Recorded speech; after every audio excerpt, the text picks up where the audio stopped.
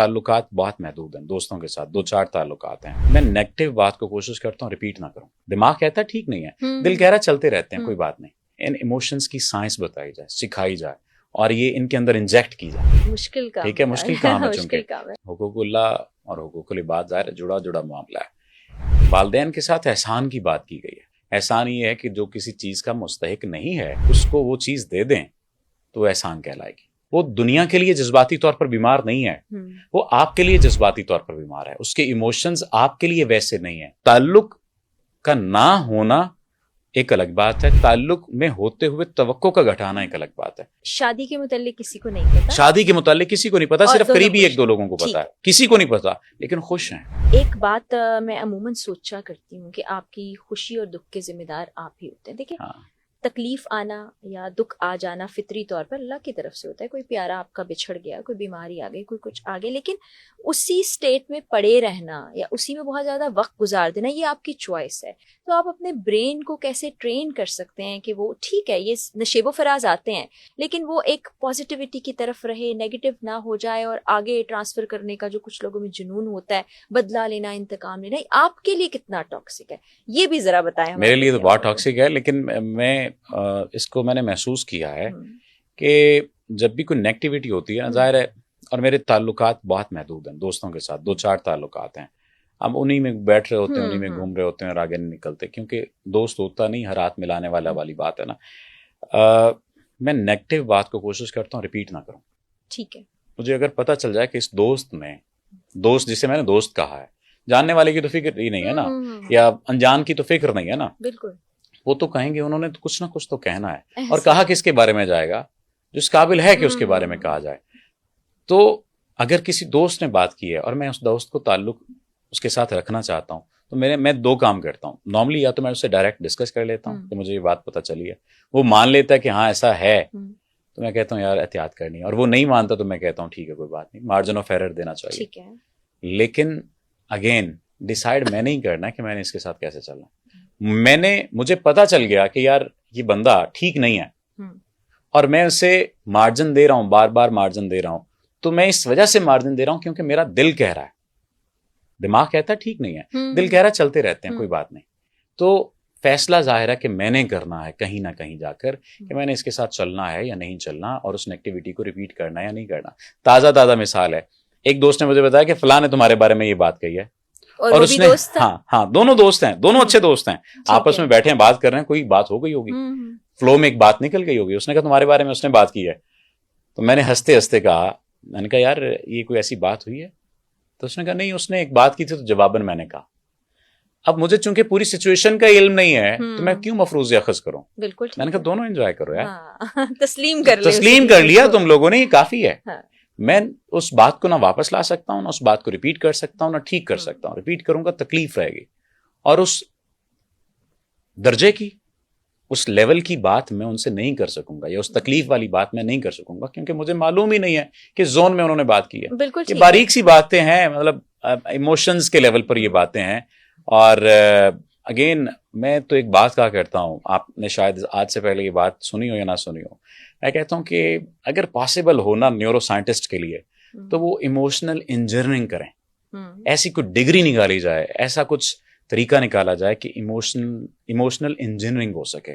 لوگوں کو محبت، پیار، خلوص، وفا، نفرت، دکھ، تکلیف، جتنے جذبے ہیں، جتنے ایموشنز ہیں، ان ایموشنز کی سائنس بتائی جائے، سکھائی جائے، اور یہ ان کے اندر انجیکٹ کی جائے. مشکل کام، ٹھیک ہے، مشکل کام ہے چونکہ آپ ویسے نہیں سیکھ پاتے تو انجینئرنگ کر دی جائے، کوئی پروگرامنگ کر دی جائے، اور پھر بڑے سیٹ ہو کے چل سکیں. یہ میری خواہش ہے، اور خواہشیں کہاں پوری ہوتی ہیں؟ اچھی محفل سے، اچھی ایک دوستی سے، اور اس سے پوری ہو سکتی ہے. اچھا، یہ تو بڑی زبردست بات ہو گئی کہ دوستی ہے، تعلق ہے، آپ نے بات کر لی، اگلے نے سمجھا دیا ایسا نہیں تھا، غلط فہمی دور ہو گئی یا نہیں ہوئی تو معاملہ دھند چھٹ گئی، معاملہ کلیئر ہو گیا.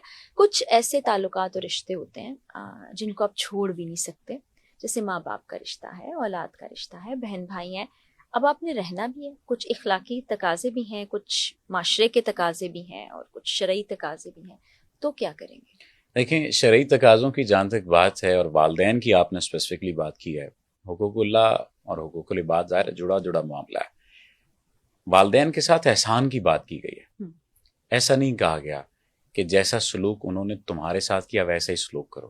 درست. مثلا ایسا تو پاسبل نہیں ہے, باپ نے کسی بات سے روکا تھا بچپن میں اور روکتے ہوئے تھپڑ مار دیا تھا, تو آپ بڑے ہو گئے ہیں تو اب آپ ویسا سلوک کریں گے. احسان کی بات کی کہ آپ ان کے ساتھ احسان سے پیش آئیں گے, اور خدا خود احسان کرنے والا ہے, تو بندے سے یہ توقع رکھتا بھی ہے اور بندے کو کہتا بھی ہے کہ تم احسان کرو. احسان کیا ہے؟ احسان یہ ہے کہ جو کسی چیز کا مستحق نہیں ہے اس کو وہ چیز دے دیں تو وہ احسان کہلائے گی, اس کی زندگی آسان ہو جائے گی, آسانی ہو جائے گی, کچھ بھی آپ کہہ لیجیے. یہ ایک سادہ سی ڈیفینیشن ہے. اب آتے ہیں ان لوگوں کی طرف, یا ان آپ کہہ لیجیے کہ شخصیات کی طرف جن کو ہم چھوڑ نہیں سکتے. ان کے ساتھ رہنا بھی ہے, ان کے ساتھ اٹھنا بیٹھنا بھی ہے, ان کے ساتھ زندگی بھی گزارنی ہے, لیکن وہ اذیت دینے والے بھی ہیں. یا یوں کہہ لیجیے کہ پوائنٹ آف نو ریٹرن پر بات چلی گئی ہے. درست. جس میں آپ ان کے ساتھ بات نہیں کرنا چاہتے لیکن انہیں چھوڑنا نہیں چاہتے. اگین وہیں پر فیصلہ آپ یہ کریں گے کہ مجھے اگر تو اس سے محبت ہے تو میں محبت کے ساتھ پیش آؤں. یہ محبت کے ساتھ پیش نہیں آتا تو یہ ایک الگ بات ہے. کیوں؟ کیونکہ وہ جذباتی طور پر بیمار ہے. یہ آپ کو کہیں نہ کہیں یہ بات سکون دے دیتی ہے, یہ سمجھ لینا ہے. وہ دنیا کے لیے جذباتی طور پر بیمار نہیں ہے, وہ آپ کے لیے جذباتی طور پر بیمار ہے. اس کے ایموشنز آپ کے لیے ویسے نہیں ہیں, اس کے ایموشنز میں تبدیلی آپ کے لیے ہے, دنیا کے لیے نہیں ہے. تو اس پوائنٹ کو تو آپ سمجھ جائیں گے, اور اس پوائنٹ کے مطابق پھر آپ اپنے پتے پھینکیں گے. دوسرے لفظوں میں آپ کو بات کرنی ہے, آپ کا بات کرنے کا دل کر رہا ہے, اور آپ کو پتہ بھی ہے اس نے جواب نہیں دینا, تو دیکھیے آپ اکیلے میں بھی تو باتیں کرتے ہی ہیں نا, آپ اکیلے میں بھی تو اپنا ایموشنل جرنل لکھتے ہی ہیں نا. تو اس سے آپ اپنی بات کریں گے, اس سے اپنا پوائنٹ اس سے شیئر کریں گے. وہ نہیں جواب دیتا تو اس پر اس وجہ سے پریشان نہیں ہوں گے کیونکہ آپ کو پتہ چل چکا ہے کہ اس نے تو جواب نہیں دینا.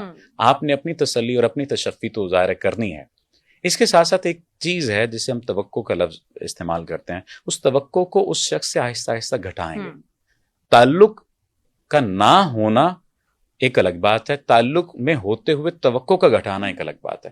آپ تعلق میں ہیں, کوئی مسئلہ نہیں ہے, لیکن چونکہ آپ نے اپنی توقع سے کم کر لیا ہے, آپ کی تکلیف کم ہو جائے گی. بالکل, کیونکہ آپ یہ چاہتے ہیں, بنیادی طور پر جو کویسچن تھا کہ پھر کیسے گزارا کیسے کریں, توقع آہستہ آہستہ کم کر لینی ہے. صحیح.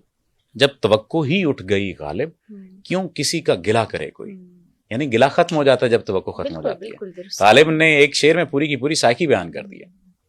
تو اسی طرح سے اپنی توقع کو آپ نے کنٹرول کرنا ہے.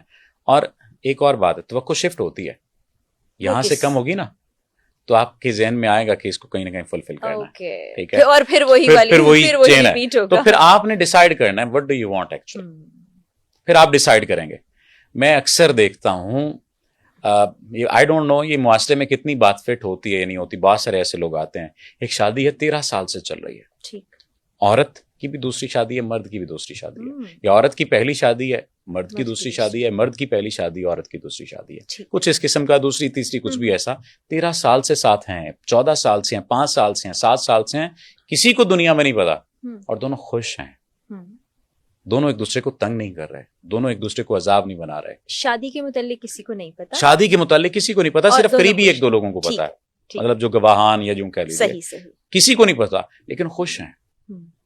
وجہ کیا ہے؟ دونوں نے ایک دوسرے سے اپنی توقعات کو ٹون ڈاؤن کر لیا, یا ان کی ٹیوننگ کر لی, ٹیون ان ہو گئے ایک دوسرے کے ساتھ کہ ہم نے یہ رکھنا ہے, اور یہ جسے ہم باؤنڈریز کہتے ہیں, باؤنڈریز سیٹ کر لی, اور ایک دوسرے کے ساتھ سینیریوز کو لے کر چلنے لگ گئے کہ یس ایسے چلیں گے, ایسے چلیں گے, یہ آپ کی حد ہے, یہ آپ کی حد ہے, میں نے اس حد کے تحت زندگی گزارنی ہے. اور دونوں ایک دوسرے کے ساتھ ہنسی خوشی زندگی گزار رہے ہیں, کیونکہ آپ 24 گھنٹے تو ایک دوسرے کے سر کے اوپر سوار نہیں ہوتے, اور وہ جو سوار رہیں گے نا, وہ رشتہ بنتا بنتا بھی بگڑ جائے گا, وہ اسپیس. تو یہ امید میں جو آپ کا پوائنٹ تھا اس کو میں امید ہے کہ جواب دے سکوں. بالکل بالکل, مجھے سمجھ آیا, اور امید ہے دیکھنے والوں کو بھی سمجھ آیا ہوگا. اور جو چیزیں ہم اپنے آپ کو نہیں سمجھاتے نا, وہ زیادہ تکلیف کا باعث بنتی, بجائے اس کے کہ میں آپ کو سمجھانے بیٹھوں, میں خود کو سمجھاؤں گی تو زیادہ اچھے سمجھ بھی جاؤں گی, آسانی بھی ہوگی.